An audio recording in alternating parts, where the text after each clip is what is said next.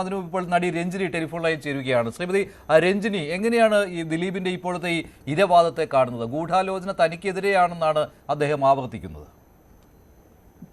അത് എല്ലാവർക്കും അങ്ങനത്തെ ഒരു ഓപ്ഷൻസ് ഉണ്ടല്ലോ.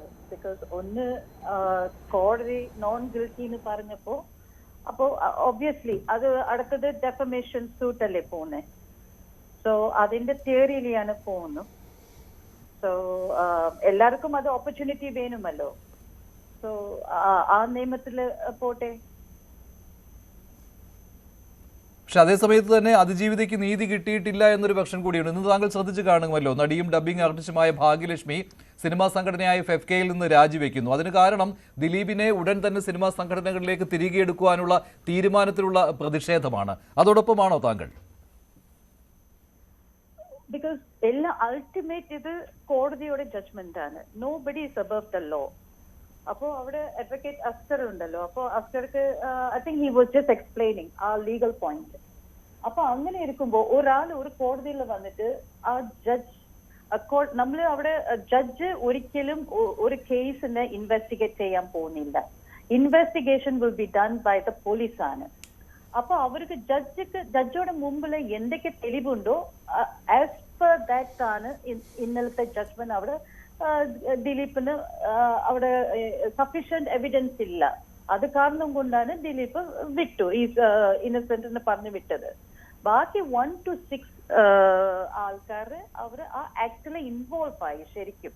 അത് കാരണം കൊണ്ടാണ് അത് ഗിൽറ്റിയാണ് പറഞ്ഞിരിക്കുന്നത്. സോ ഇതെല്ലാം ലീഗലായിട്ട് ദർ ആർ ഡിഫറൻസ്.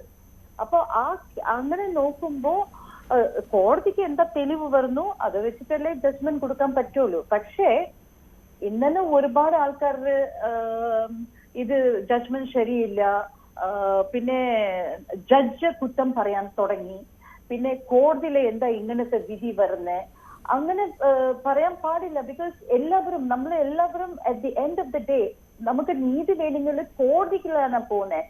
ഇപ്പൊ നമ്മൾ കോടതിയും അതിന്റെ ജഡ്ജും നമ്മൾ കൊണ്ടം ചെയ്യാൻ തുടങ്ങിയാൽ ഇറ്റ്സ് ഗോയിങ് ടു ബി, അപ്പൊ എവിടെയാണ് നമ്മൾ പോകുന്നത്? അപ്പൊ ഇതെല്ലാം ഒരു എന്താ ബാഡ് റിപ്പോർട്ടിംഗ് ആണ് ഞാൻ പറയുന്നത്. സോ ദാറ്റ് ഈസ് അങ്ങനെ പറയാൻ പാടില്ല ശരിക്കും. ബിക്കോസ് നിയമം എല്ലാവർക്കും ഈക്വൽ ആണ്. അത് മാത്രമല്ല എല്ലാവരും വി ഹാവ് ടു ഗോ. നമുക്ക് എന്തെങ്കിലും പ്രശ്നം ഉണ്ടെങ്കിൽ last option going to the court to fight the cases. ഇവിടെ ഈ കോടതിയിലെ പറ്റില്ലെങ്കിൽ നമുക്ക് ഹയസ്റ്റ് കോടതികൾ ഉണ്ടല്ലോ, അടുത്ത സുപ്രീം കോടതി, ഇങ്ങനത്തെ ഓരോരോ കോടതിയിലേക്ക് നമുക്ക് പോവാം. സോ നമുക്ക് അങ്ങനത്തെ ഓപ്പർച്യൂണിറ്റി എടുക്കുമ്പോ ഇന്നലത്തെ എനിക്ക് ഭയങ്കര വിഷമം തോന്നിയത് നമ്മളെല്ലാവരും എന്താ പറയാ ജഡ്ജ് പിന്നെ വിധി ശരിയില്ല ഇങ്ങനെ പറയാൻ പാടില്ല. തെളിവ് എന്താ ഉള്ളതോ അതെ കുറിച്ചാണ് ചെയ്യാൻ പാടുള്ളൂ. പിന്നെ ദിലീപിനെ വിക്ടിമൈസ് ചെയ്യുകയാണ് എന്നുള്ളൊരു തോന്നൽ താങ്കൾക്കുണ്ടോ? ആ കേസിൽ പെടുത്തുകയായിരുന്നു എന്ന് അദ്ദേഹം ഇപ്പോൾ അതാണ് പറയുന്നത്, കേസിൽ ഉൾപ്പെടുത്തുകയായിരുന്നു എന്ന്. അദ്ദേഹത്തെ അനുകൂലിക്കുന്നവരും അങ്ങനെയാണ് പറയുന്നത്.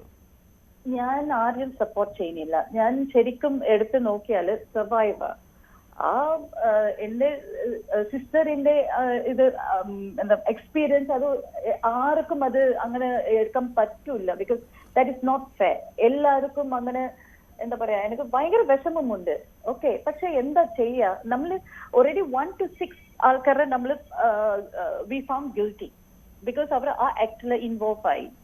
പിന്നെ അടുത്തത് ഇവരെ ശിക്ഷിക്കണം അവിടെ ശിക്ഷിക്കണം അങ്ങനെ പറയാൻ പാടില്ല. ബിക്കോസ് എന്തൊക്കെ തെളിവ് ഉണ്ടോ നമ്മ മുമ്പ് അത് വെച്ചിട്ടേ നമുക്ക് ശിക്ഷിക്കാൻ പാടുള്ളൂ. പിന്നെ എങ്ങനെ ഇവർക്കെല്ലാം അറിയാനേ that so and so has done it? നമുക്ക് അങ്ങനെ പിൻ പോയിന്റ് നമുക്ക് എല്ലാം ഹിയർസേ പറയാം. പക്ഷെ നിയമത്തിന് മുൻപ് ഹിയർസേ അത് വെച്ചിട്ട് ജഡ്ജ്മെന്റ് ഇല്ല. നമുക്ക് എവിഡൻസ് വേണം, കറക്റ്റ് ആണ് തെളിവ് വേണം. ഇത് ഈ ഇൻസിഡന്റ് നടന്ന ശേഷം തൊട്ട് പോലീസിന്റെ ഡ്യൂട്ടിയാണ്. പിന്നെ നമ്മളുടെ കേരള പോലീസ് ഈസ് എക്സലന്റ് ആണ്. അവര് സ്കോട്ട്ലൻഡ് യാർഡ് ആ രീതിയിലാണ് അവർ നല്ല ഇന്റലിജന്റ് ഓഫീസേഴ്സ് കുറെ പേര് ഇൻവോൾവ് ആയിട്ടുണ്ട് ഇതിനകത്ത്. അങ്ങനെ ഇരിക്കുമ്പോ നമുക്കൊരു നല്ല പോലീസ് ഫോഴ്സ് ഇരിക്കുമ്പോ നമുക്ക് അവരെയും എന്താ പറയാ അവരെയും കുറ്റം പറയാൻ പാടില്ല. പക്ഷെ നമുക്ക് എങ്ങനെ അവർ എന്തൊക്കെ അവർ കറക്റ്റ് ആയിട്ട് അത് ചെയ്തോ ഇല്ലയോ അതാണ് അടുത്ത ചോദ്യം നമ്മൾ ചോദിക്കാനുണ്ട്. അഡ്വക്കേറ്റ് ബി എൻ ഗാസ്കർ, പക്ഷേ ഇപ്പോൾ മന്ത്രിമാർ ഉൾപ്പെടെയുള്ള